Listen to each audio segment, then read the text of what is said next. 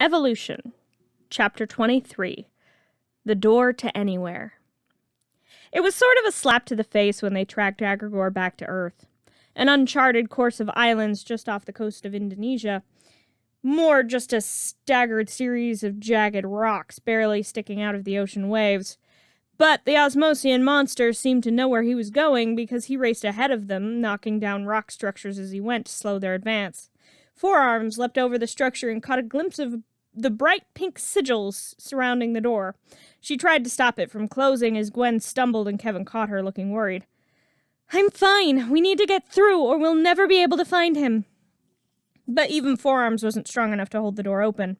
She swore as she pulled her hands out of the way just in time to not lose fingers to the stone doors. "How do we get through?" Gwen shook her head, still looking a bit shaken. "We don't. Those are the doors to anywhere. You need to speak the true name of a place you're going to get through." Jen frowned as she turned back to herself. "What, those symbols around the door?" Gwen nodded as Jen picked up a rock and began scratching the symbols she'd seen into the stone in front of the door.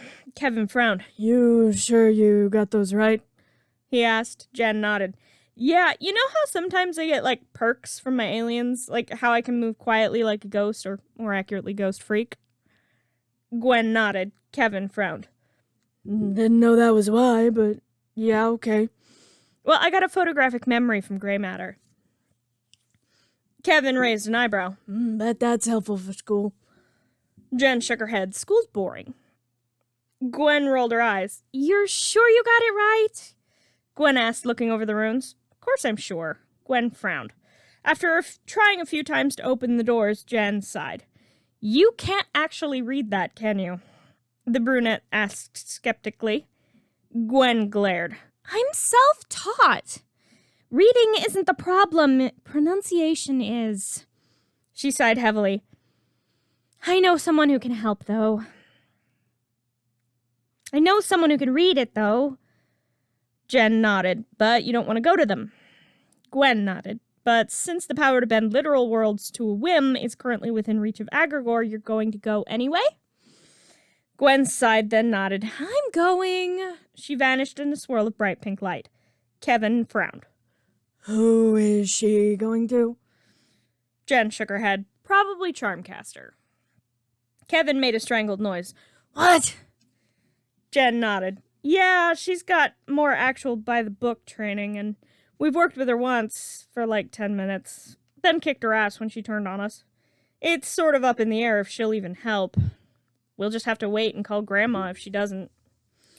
Kevin frowned. "And we're not calling Scary Grandma first because..." Jen shrugged. "Gwen hates admitting that she doesn't know things. Grandma would use this as an excuse to try and get her to anodyne again. We Tennysons are stubborn, you know." Kevin nodded as he sat down next to Jen on the rocks to wait. "That might just be the only consistency in the universe." Jen laughed. It took Gwen nearly 10 minutes to return with Charmcaster. The silver-haired enchantress was more than happy to help them gain access to what she called Ledger Domain. Learning that one of their longtime enemies wasn't actually from Earth, but from a realm made of magic was, well, surprising. The fact that Gwen's powers were nearly 10 times more powerful here was an added bonus. "Come on, Charmcaster, you're not even in her league. She's an anodite." Charmcaster frowned. "A what?" Gwen rolled her eyes at Kevin. "Our grandma was a pure energy being, literally made of mana." Charmcaster's mouth fell open. "That's just not fair." She stamped her foot. "I've been training since I was a child, and you get born with this?" She whirled on Jen. What, are you powered because of that too? Is that why you've got an unnatural aura?" she demanded. Jen shook her head. "Nope, I'm tech-enhanced, not magic." She waved the Omnitrix. Charmcaster frowned. "Well, at least you can't use mana. That's slightly comforting. Come on, it's this way." When they reached a dead end, Charmcaster started hearing voices they couldn't hear. But she wasn't the only one hearing things. "I've been waiting for you." The familiar voice was like a punch to the gut for Jen, who for a moment couldn't breathe. Ethan?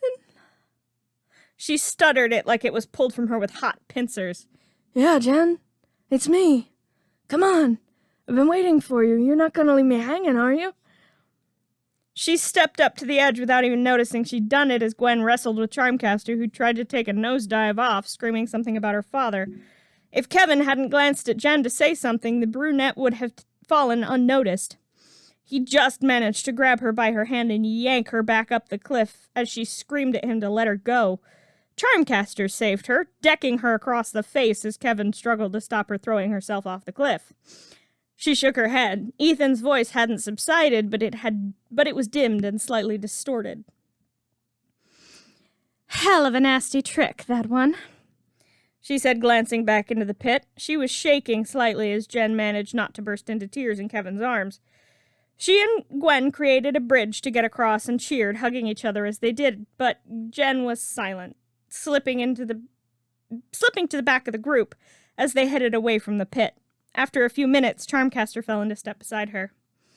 The boy, the one who was with your team last time we fought, he died? Jen nodded, still quiet. I'm sorry. I know what it's like to lose someone you love. Jen nodded as she found her voice. Sounds like you do. What was your dad like? Charmcaster smiled, bright pink eyes flashing. Fearless. He always spoke his mind. Didn't make him too popular under Adwacha's rule. He sacrificed himself to get me and Uncle Hex out of here when I was a kid.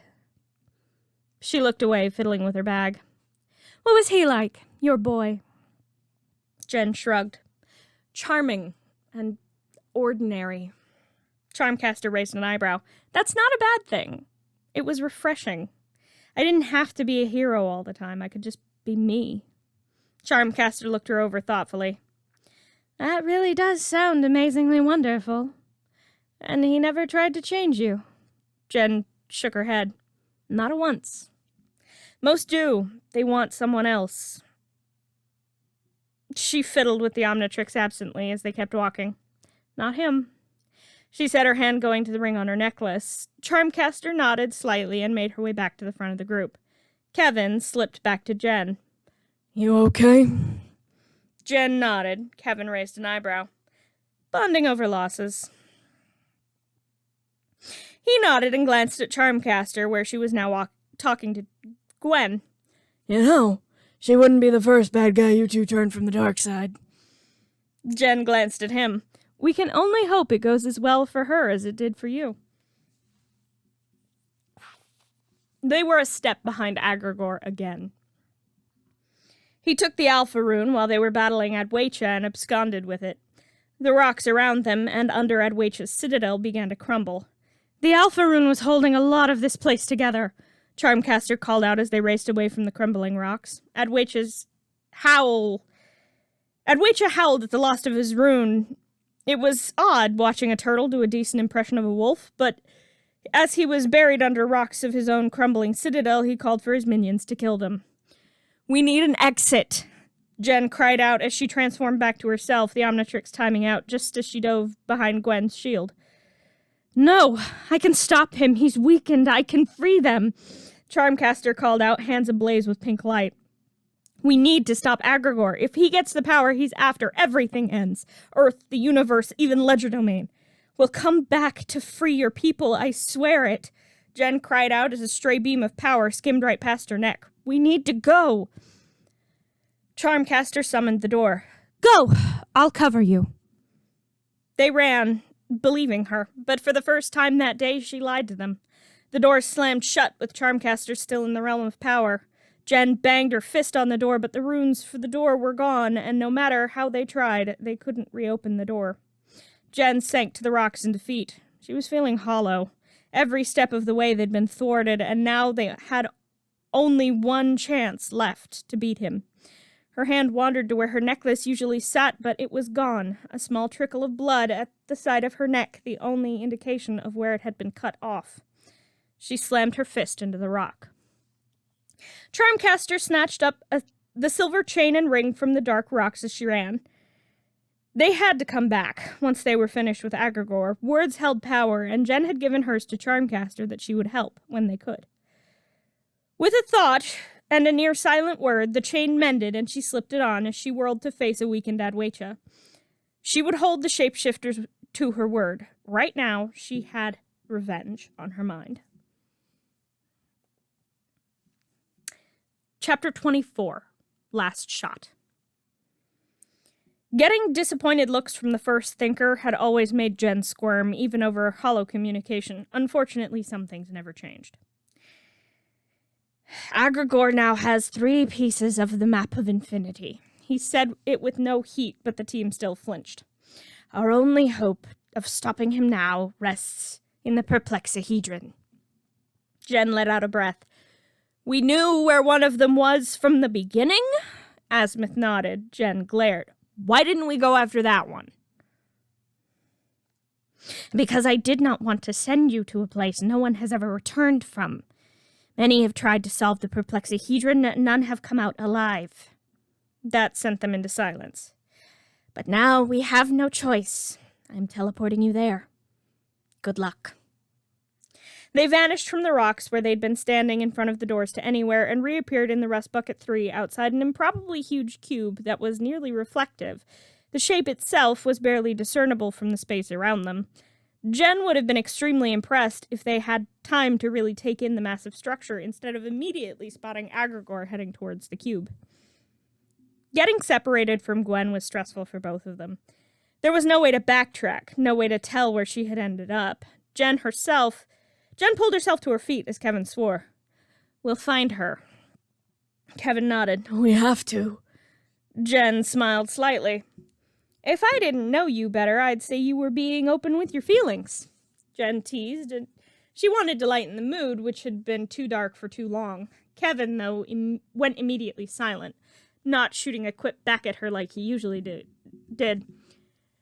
If you want to, I have 2 ears and some time while we look for Gwen. Not a problem listening, either. Kevin sighed as they passed into the next room. I don't talk about feelings much. You know that, but I think I'm in love with Gwen. Jen's eyebrows shot up and she grinned. Good. Kevin blinked. What? You heard me. They had to pause their conversation for a moment as the room filled with water. Jen went ripjaws and tore their way out of the room and into the next one. She turned back into herself and shook off some of the water as they stood. I said good. You're not the little kid who tried to kill me anymore, Kev. If that were the case, we wouldn't be having this conversation. Kevin laughed, but shut up as the acid started. They paused again as they made their way up into the next room. They paused to catch their breaths for a moment. It's just... Kevin sighed. I like who I am around her. I like the guy she sees when she looks at me. I never thought I'd get to a place like this when I was a kid, you know? A grid of lasers began advancing. Jen nodded, transforming into chromastone. I get that. They kept going. Not what I meant. I mean, I wanted to be a plumber. I wanted a lot of things, but I was a runaway, and I never thought I'd get any of those things. And I only got them because you gave me a second chance. Jen nodded, shrugging slightly. Well, you earned it. After a bit, but you did earn it. And I got a best friend out of the whole experience, and my cousin found love. Nothing I could have predicted either. They paused again. Another of the guards popped out of the wall. They beat it easily, but Jen frowned in thought as they continued forward. It took them 3 more rooms to reach a room filled with snow and ice. But there was something else there. Gwen, a frozen statue. Jen transformed into Swampfire and managed to separate her cousin from the floor of near-solid ice. She flame-blasted their way into the next room, where they paused on the lookout for other death traps as Jen melted the ice around her cousin. Kevin caught her and held her as she fell. She was shivering, but miraculously alive.